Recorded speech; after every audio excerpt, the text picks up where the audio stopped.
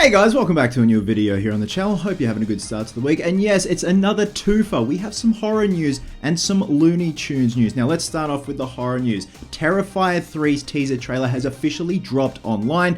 Damien Leone has dropped it, and can I just say, first off, the color grading and the grain on this trailer is fucking brilliant. It is so reminiscent of like 80s horror, and I absolutely love it. Now, I did a video a week or so ago when the trailer was doing the rounds in cinemas with a screening of Terrifier 2. Audience members were also gifted with a brand new Terrifier 3 poster, which has now been officially released online as well. Now, oh shit. I love you. Have a good day. Bye. All right. Chloe's gone off to work. I'm back. So I'm going to be talking about the supposed controversial opening, but before any of that, and I didn't even know this until I saw a video from my good buddy Mike of We Watched the Movie, who put a video up this morning about the Terrifier 3 teaser trailer being released online.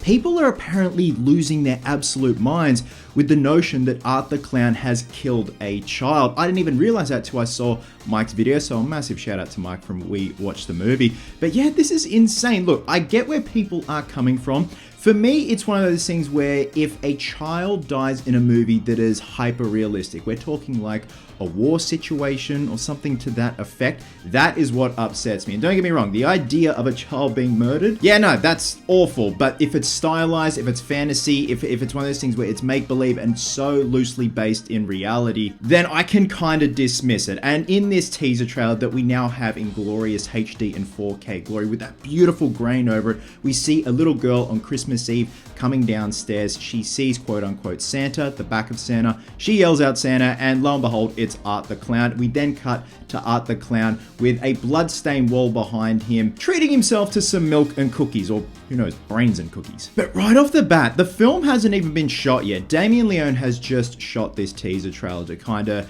give people the idea of what to expect. Everything is going to be taking place on Christmas Eve in Terrifier 3, which I think is just going to be so fun. You can have so much fun with Christmas-themed kills like I was talking about in my previous video. But the hype train and the gassing up of this film has already begun, with people voicing their outrage for stuff like this, which leads to the quote-unquote controversial opening to the film that was seen in the script that made studios back out of funding Damien Leone's Terrifier 3. So how cool is that? It's gotten to the point where big studios have reached out to Damien Leone and said, we want a part of this, we want to help make Terrifier 3. They've read the script, seen the opening and thought, we can't, this is way too gory, we can't put our names to this, we can't put our funding to this. And fucking good on Damien Leone for sticking to his guns and saying, well, this is my baby, you're not going to be changing it, so I'm going to go the independent route once again, which has definitely worked for him. Terrifier 2 was made for, I think, $200,000, went on to make over 15 million USD, which is just crazy numbers, so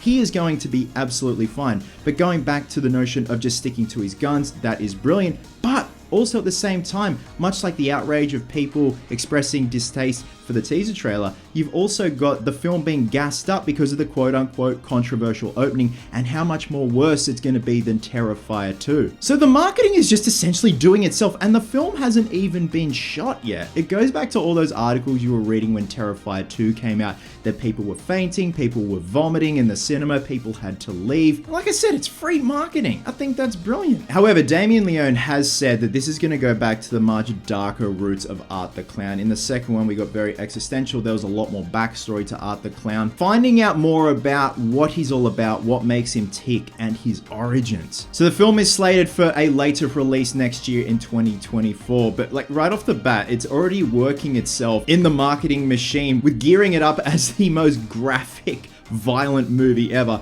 And I'm here for it. In terms of the people expressing their outrage with the idea of Art killing a kid, I kind of get where they're coming from, but also at the same time, you got to suspend disbelief. Like I said, if a child is hurt or killed in a movie where it is a very realistic situation, that is fucked up. I'm also one of those people where I don't like seeing animals being hurt in film, even if they're CGI. And there are times where I can suspend disbelief and think that's an animatronic puppet. Those are just pixels. But in the case of Guardians of the Galaxy 3, I'm still getting over that. I'm still not okay with what I saw. Next up, we have Coyote vs. Acme. This is a developing story. So Coyote vs. Acme was a John Cena-led project, much in the vein of Looney Tunes Back in Action that starred Brendan Fraser. You know, it's real-life film incorporated with animation. And if you have not seen Looney Tunes Back in Action, I highly recommend it. It is so goofy and so fun, and Brendan Fraser is just great in it. But now we have the John Cena-led Coyote vs. Acme, which as a couple of days ago was shelved by Warner Brothers, much in vein of Batgirl, which is just sad, man. I'm part of this Facebook group called Crew Stories, where you have actual crew members from productions tell their stories about celebrities working on productions. Most of them are anonymous posts because I don't want to get in trouble. This one person, and I am paraphrasing, put a post up when the announcement was made that Coyote vs. Acme was actually shelved. This person went on to say that they were the ones organizing the locations and stuff like that, and the film essentially broke them, nearly gave them a nervous breakdown. They had to call in every favor. They upset everyone where they were filming in terms of locations.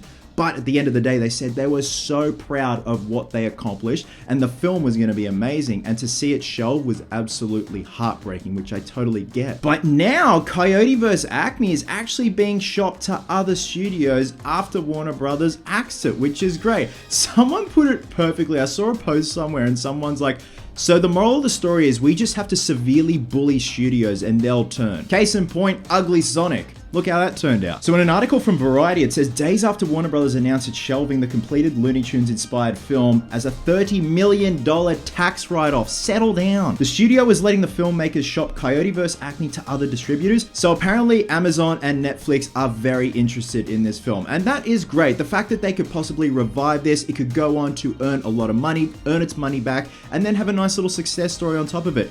Why they didn't do that with Batgirl, I have no idea. Will Batgirl ever see the light of day? I think so. I think it may drop when we least expect it, but you never know. Coyote vs. Acme is a $70 million live-action animation hybrid starring John Cena and Lana Condor. This is the third movie in 2 years that Warner Brothers has axed for tax incentives. A similar situation transpired a little over a year ago when Warner Brothers discarded the $90 million budgeted DC adventure Batgirl and the kid-friendly Scoob Holiday Haunt. Director of Coyote vs. Acme, Dave Green, said they worked for 3 years on the film. That's a big commitment, man. But the fact that there is a glimmer of hope that this could possibly be resurrected and shot to, say, Netflix, Amazon, they pick it up, distribute it, stream it, earns its money back, boom, you got a nice little success story. So again, the moral of the story is if you severely bully studios, they will cave. Why it didn't work with Batgirl, who knows? Anyways, guys, let me know your thoughts down below on the controversial opening to Terrifier 3.